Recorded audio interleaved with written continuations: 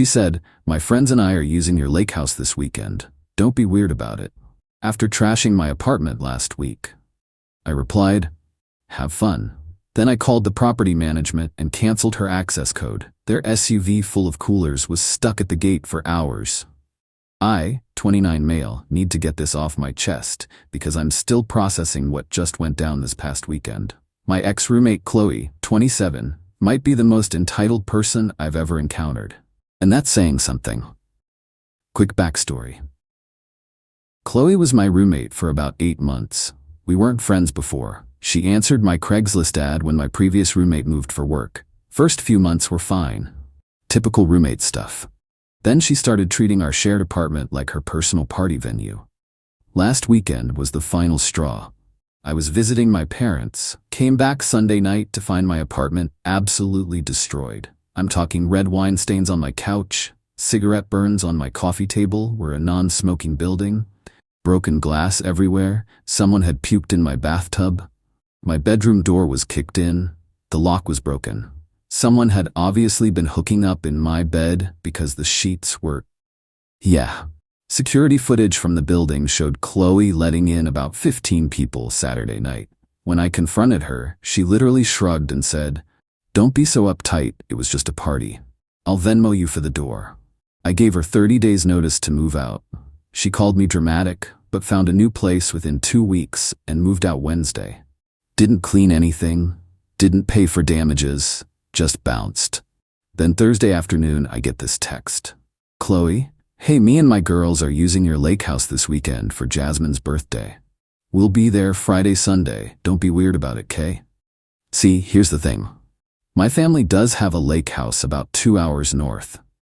Qley knew about it because I'd mentioned it a few times, even showed her photos. What she didn't know? It's not technically mine. It belongs to my uncle, but our whole family uses it through a property management company that handles bookings. We all have access codes. I'd made the mistake of bringing Qley and a few others up there once, like 4 months ago. For a chill weekend, she must have noted the gate code or something. But that code, it was tied to my access account. I texted back, "Have fun." Then I immediately called the property management company. Explained that I needed to update my security access for safety reasons. Someone I no longer trusted had potentially gotten my code.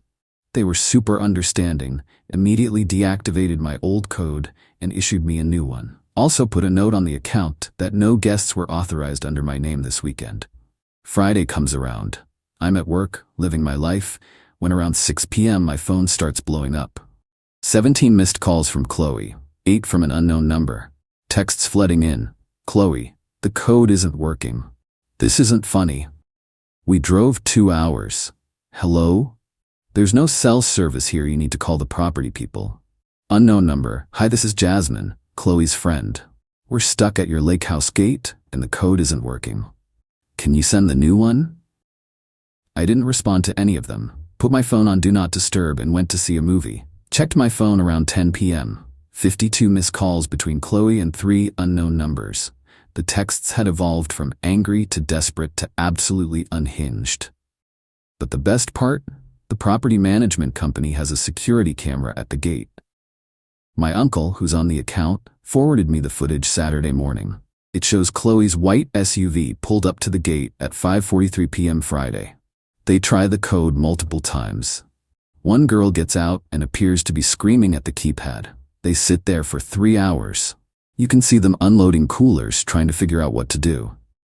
At one point, 2 of them try to climb the fence. It's 8 feet high with pointed tops. Yeah, good luck. Finally, around 9 p.m., they give up and drive away. The texts kept coming all weekend. Apparently, they tried to get a hotel, but everything was booked because of some local festival. They ended up driving back home Friday night. Saturday morning, I got a text from Jasmine's number. "You ruined my birthday weekend. We all took time off work for this. How can you be such an awful person?" I finally responded, "I'm not sure what you're talking about. Qley told me you were using my Lakehouse, but I don't own any property." Maybe she was confused. The aftermath texts from Qley were gold. She went from threatening to sue me for what? To calling me pathetic, to saying I owed her and her friends money for their gas and emotional distress. to finally admitting she never had permission, but I shouldn't be such a dick about it because normal people share. The entitlement is just astronomical. She really thought she could trash my apartment, move out without paying for damages, then just announce she was using my family's property like it was her divine right. My uncle thinks the whole thing is hilarious. He actually sent me a screenshot from the property management company showing someone tried to call them Friday night, claiming to be the owner's daughter, demanding the gate be opened. They have protocols for this. Asked for the account holder's verification info, which obviously Qley didn't have. I'm still getting the occasional rage text from her or her friends. Thinking about blocking them all, but honestly, the messages are too entertaining. Play stupid games, win stupid prizes. Update 1. Okay, so this escalated in ways I didn't expect. Grab popcorn. Monday morning after the Lakehouse incident, I get a call from my landlord. Qley apparently called them claiming I illegally evicted her and she wants back in the apartment. She told them she never received proper notice and that I changed the locks while she was away. Fortunately, I had everything documented. Sent the landlord the written 30-day notice I gave her, which she signed, photos of the apartment destruction, security footage of her moving out with all her stuff on Wednesday, screenshots of her texts acknowledging she moved out. Landlord was like, yeah, no, she has no case here. But then he mentioned something interesting. She'd called multiple times, each time with a different story. First, she was illegally evicted. Then I was harassing her. Then I was withholding her security deposit. She never paid one because she took over someone else's lease. Tuesday, things got weirder. I get a DM on Instagram from someone named Bradley. Says he's Qley's new boyfriend, and I need to man up and pay for the emotional damage I caused. His message was this long rant about how I humiliated Qley in front of her friends, how she's been crying all week, and how a real man would have just let them use the house. I didn't respond, but I did look at his profile. Dude's been dating Qley for maybe 2 weeks based on his posts. 2 weeks, and he's already fighting her battles? Good luck with that, Bradley. Wednesday was when Qley went full nuclear. She made a TikTok. I kid you not, she made a whole TikTok about me being a controlling narcissist ex-roommate. The video was her fake crying while text overlay told this completely fabricated story about how I was obsessed with her, wouldn't let her have friends over, and then vindictively locked her out of a family property I promised she could use. The thing is, Qley has like 12K followers. She thinks she's an influencer. The video started getting traction. Some of her followers found my Instagram and started sending me messages calling me trash, an abuser, saying I have small dick energy, etc. But here's where Qley messed up. In her video, she showed parts of our text conversation, but she edited them to remove context. Like she showed me saying, have fun, but cut out her message about just taking the house. She showed her texts asking for the gate code, but not the ones where she admitted she never had permission.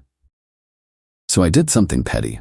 I commented on the video with screenshots of the full conversation, including her admitting she trashed my apartment, her saying she was just going to use the property without asking, her admitting she knew it wasn't mine, the photos of my destroyed apartment, her texts threatening me after she couldn't get in TikTok, deleted my comment within an hour, but not before a bunch of people saw it. The tide started turning in the comments. People started calling her out for being entitled, for destroying property, for lying. Qley deleted the video by Thursday morning, but the damage was done. Someone had already made a response video calling her out with all my receipts. That video got more views than hers ever did. Thursday afternoon, Bradley texts me again. This time he's mad that I publicly humiliated his girlfriend. Says I'm jealous and pathetic, and that he's going to come to my apartment to settle this man to man. I replied with one message: any further contact from you or Qley will be considered harassment and I will involve the police. This is your only warning. Friday morning, and this is the best part, I get a call from the property management company. Apparently someone, guess who, had been calling them all week, claiming to be various people. First, she was my sister, then my girlfriend, then my business partner. each time trying to get access to the property. The final straw was when she claimed there was an emergency and she needed to get into the house to retrieve life-saving medication. The property company takes fraud seriously. Like, really seriously. They have all her calls recorded. They have her admitting in one call that she's a close friend who uses the property all the time, and in another claiming to be a family member. That's attempted fraud. They asked if I wanted to pursue charges. I said absolutely yes. So now Qley has a bigger problem than a ruined birthday party. The property management company is working with their legal team and local law enforcement about her attempted fraud to gain access to a property she has no rights to. But wait, there's more. Saturday night, I'm out with friends when I get a call from an unknown number. I don't usually answer, but something told me to pick up. It was Qley's mom, Deborah. This woman had the audacity to lecture Emmy about being the bigger person. She goes on this rant about Qley is a free spirit who doesn't understand boundaries and that I should be more understanding. She actually said, and I quote, "Young people share everything these days. You millennials are supposed to be all about communal living and sharing economy. Why are you being so possessive? Ma'am, your daughter is 27, not 7. Also, we're both millennials." I told her that her daughter destroyed my apartment, attempted to use property that wasn't hers, and then committed fraud trying to access it. Her response? Well, if you hadn't been so mean about the apartment situation, she wouldn't have needed to blow off steam at the Lakehouse. The entitlement runs in the family. I ended the call with, "Your daughter is potentially facing fraud charges. I suggest you get her a lawyer instead of calling me." Sunday morning, one final update to this week of insanity. Remember those 3 friends who were with Qley at the gate? One of them, Alicia, actually reached out to apologize. Her message was basically, "Hey, I wanted to apologize for my part in all this. I thought Qley had permission to use the house. She told us it was all arranged and you were cool with it. When we got stuck at the gate, she told us you were just being petty about the apartment stuff. But after seeing everything online and finding out she lied about having permission, I'm done with her. She still owes me $200 for the hotel that night. Yeah, we ended up finding one, but it was 2 hours away and expensive AF. Just wanted you to know, not all of us knew she was lying." I thanked Alicia for reaching out. Apparently, Qley's friend group is imploding because she owes multiple people money, and this isn't the first time she's lied about having access to things, places, events. Current status, Qley is still texting from new numbers every few days with alternating threats and sob stories. Bradley has gone quiet, smart move. The property management company is moving forward with their fraud investigation, and my apartment is finally repaired and peaceful. The best part? I found out from a mutual acquaintance that Qley had already posted on social media about her amazing birthday weekend at the lake before she even left. She'd hyped it up to everyone, posted pictures of the house from when I'd brought her months ago, and made it this whole thing. The embarrassment of having to explain why they never made it past the gate must be eating her alive. Update 2. This will be my last update because I'm ready to put this whole saga behind me, but you all deserve to know how it ended. So the fraud investigation was moving forward. The property management company doesn't mess around. They've dealt with this kind of thing before, apparently. They had recordings of Qley claiming to be different people, and here's the kicker. In one of the calls, she actually said she was entitled to use the property because she paid rent to someone who has access. That's not how anything works. 2 weeks ago, I get served with papers. This lunatic actually tried to sue me in small claims court for deliberate infliction of emotional distress, breach of verbal contract. Apparently me saying "have fun" constituted a contract, lost wages from missed work, her friends took time off, travel expenses for 5 people, defamation from the TikTok situation. Total, she was seeking $4,500. My uncle immediately hooked me up with his lawyer friend who literally laughed when he read the filing. He said it was the most unhinged small claims filing he'd seen in years. Court date was set for last Thursday. I showed up with all text conversations printed and highlighted, photos of my destroyed apartment with repair invoices detailing $3,200, the signed 30-day notice she'd received, screenshots of her social media posts admitting to throwing the party, a letter from the property management company about the fraud attempts, security footage from both the apartment building and the Lakehouse gate. Qley showed up with Bradley, who looked like he'd rather been anywhere, and her mom, no lawyer. The judge? Y'all, I've never seen someone look so tired. Qley started rambling about how we had a verbal agreement and how I emotionally manipulated her by not telling her the code was changed. The judge stopped her and asked one simple question. Did the plaintiff ever have permission from the property owner to use this Lakehouse? Qley tried to spin it. Well, he brought me once, so obviously. That's a no. Did the defendant ever explicitly give you permission to use the property on the weekend in question? He said, have fun, which means, did you inform him you were going, or did you ask permission? Qley went quiet. Then her mom stood up and started yelling about how I was a controlling, vindictive person and how this was harassment of a young woman. The judge threatened to hold her in contempt if she didn't sit down and stay quiet. Then it was my turn. I calmly presented everything. The judge was particularly interested in the apartment damage and the fraud attempts. When I showed the security footage of them trying to climb the fence, someone in the gallery actually snorted with laughter. The judge's ruling? Qley's case was dismissed entirely. She was ordered to pay me $3,200 for the apartment damages. The judge recommended the property management company pursue their fraud case. She was given a stern warning about frivolous lawsuits. Qley absolutely lost it. Started crying and screaming that it wasn't fair, that I had set her up, that the judge was biased. Her mom joined in, yelling about discrimination and how they were going to appeal. You can't appeal small claims in our state, lol. Bradley just walked out, literally just stood up and left while Qley was melting down. That relationship lasted about 3 weeks total. Security had to escort Qley and her mom out. As they were leaving, Qley screamed that she was going to ruin my life and that I'd regret this. It's been a week since court. The update on the fraud charges, the property management company decided to pursue it. She's been formally charged with attempted fraud and criminal impersonation. Her court date for that is next month. I likely won't need to testify, but they have all the evidence they need.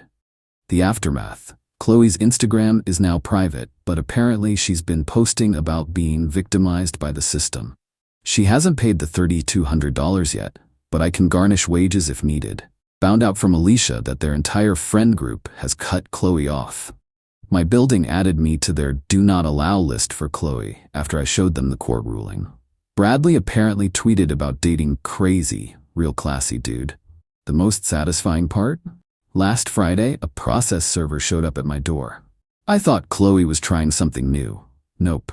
Turns out one of her friends from the birthday weekend is suing her for the money they spent on gas, hotel, and taking time off work based on her false promises. Alicia texted me that at least 3 people from that trip are taking her to small claims. The pyramid of consequences is beautiful, all because she couldn't just be a decent roommate and thought the world owed her access to whatever she wanted. My uncle still randomly sends me screenshots from the gate camera footage with captions like, "Still the best entertainment I've had all year." He's thinking about using it as a Christmas card. My apartment is peaceful. I've got a new roommate who actually pays rent on time and doesn't throw ragers, and I learned a valuable lesson about properly vetting people before letting them into your life. To everyone asking if I feel bad, nope. Not even a little. She had so many opportunities to just be a normal, respectful person. She chose entitlement and chaos instead. Now she's facing fraud charges, owes me thousands, is being sued by multiple people, and has no friends left. As for me, I'm doing great. The property management company actually gave my family a discount on our next booking as an apology for having to deal with all this, even though it wasn't their fault. Planning to head up there next weekend with a new code that actually works. Thanks for following this wild ride. Remember, kids, no is a complete sentence and entitlement has consequences.